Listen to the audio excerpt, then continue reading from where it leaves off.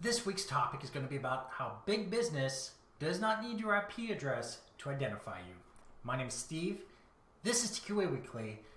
And can a website identify you with a changed IP address? Yes, it can. So if you were just looking for that answer, it's already done. If you're sticking around, you can learn about how and why big businesses like Amazon, eBay, YouTube, Facebook, Twitter, and even medium and smaller websites like my own can figure out who you are, whether or not you have previously registered for an account or are a new user. And periodically, large and smaller websites like Google, YouTube, Facebook, Twitter, Amazon, and in our case, eBay, block users for violating terms of service. Part of the terms of service for many of these websites is that you're not allowed to create a new account once your first one or other ones have been blocked. It's simply not allowed.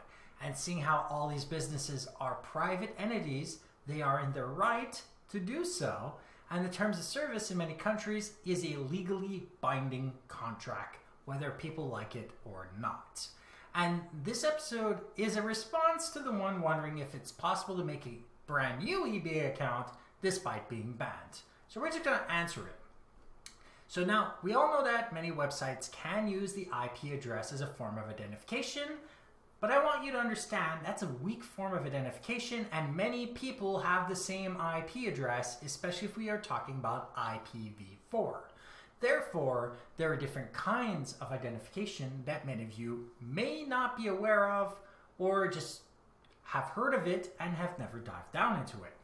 Welcome to the world of browser and device fingerprinting combined with user account information and, get this, behavioral algorithms.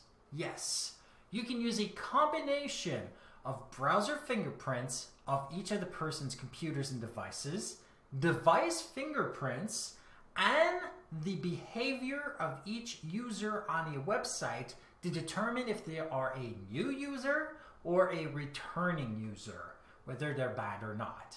Websites can collect a certain amount of information that they can use to identify you.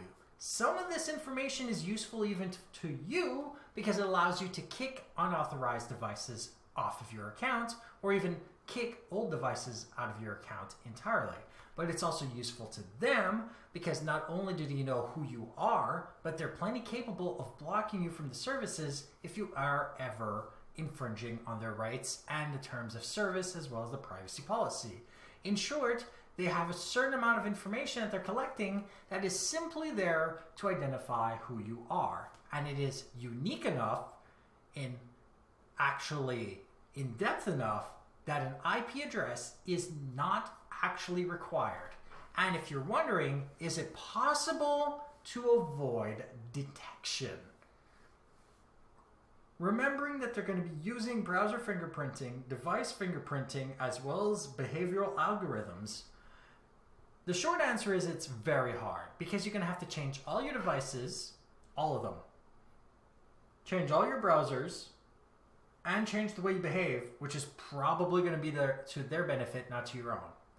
So, because of that, even if you were to go onto the website with a VPN or a brand new IP address, if you're going to be using the same devices, same computers, and behaving the same way, they'll figure out it's you sooner rather than later.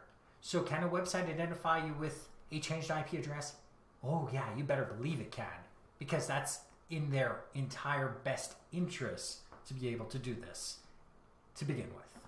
So, like this episode if you like it, dislike it if you didn't, share with those that you think could benefit from this, and don't forget to subscribe. And if you have any questions, comments, suggestions for topics, email me at ask@tqaweekly.com or go to my website, tqaweekly.com, where you can see the show notes on this episode, past others, find other ways of subscribing, and of course use the contact form to email me directly. And if you want to see me play video games, head over to twitch.tv/zaxis1981 and watch me play video games every Friday, Saturday, and Sunday from 7 to 9 p.m. Eastern. Thank you for watching, and goodbye.